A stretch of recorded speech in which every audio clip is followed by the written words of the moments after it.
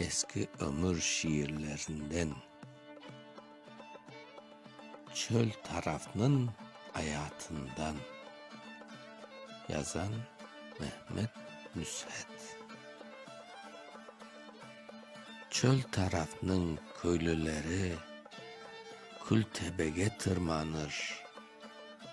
Çölge, yolga, kıbla sırtı dört bir yakka karanır. Aşka toyup kırer üyge, dım köşede uzanır. Hiç oylanmaz, küflü yerde insan neler kazanır. Kültöbedir köylülerinin ahireti dünyası. Anda çıkıp zevklanmaktır düşüncesi hülyası. Geçer şaytip yazı, kışı, yaz zamanı rüyası. Eğlenirler emişlerinin Hatice'si İlyası.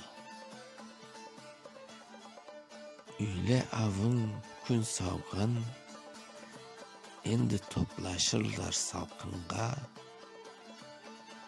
Özlerince bu ömürnü denişmezler altınga. Takdirleri baylangandır bir türlü irim ya sımga. Hazırlardır inanmaga, olacakka, olsunga. Üyler cemlik, kıyış buruş, ava kırmez yıl boyu. Bir vakitte kartlarının da anda bolgan diz toyu.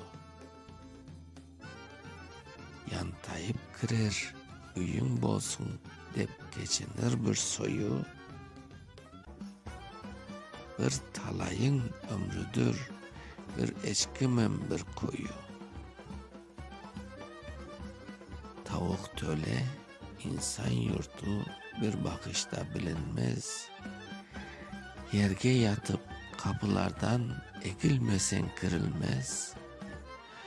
Küpe gündüz toz topraktan aldığından şey görünmez. Kolunda tayak olmasa itlerden de cürülmez. Tezek, çapma, kok, komalak hep ocakta tutulur. Parlaganda parçaları aşka suğa katılır. Savut ayak mayi bezmen keliş güzel sürtülür. Ne salınır kanlı cerge ne de yakşı örtülür. Kuyan sançu baş ağrısı temellidir köylerde. Yürek sızı çıban kotur eksik olmaz üylerde.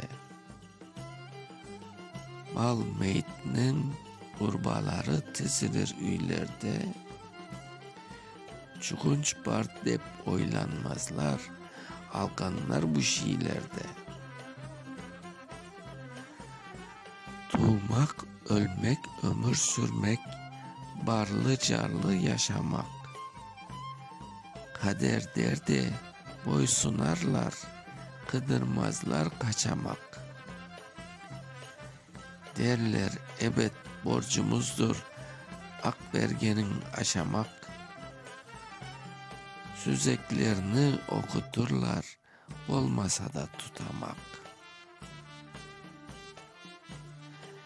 Kartlar yolun, baba yurtun mukaddes dep tanırlar. Yafılıktan söz açılsa hep geçmişini anırlar.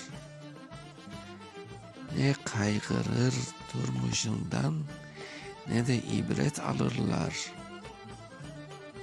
Oku, bilgi, üner, edep artta kalgan sanırlar.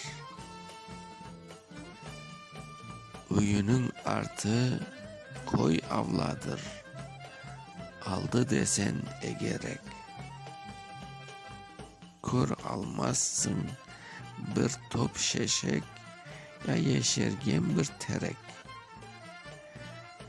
Aytarlar dünya bizge zindan, köp şey bilmek ne gerek. Kadimligim bilsen jeter diler, bilgen pek sirek. Cahillik men zehirlengen son, o köylerinin avası, yüzerligi tatranları, coşanları, cuvası. Men bellesem hep batıldır, anlatmakның davası. Çezer bun mektep degen oku, bilgi yuvası. Okuyan Mustafa Şansal.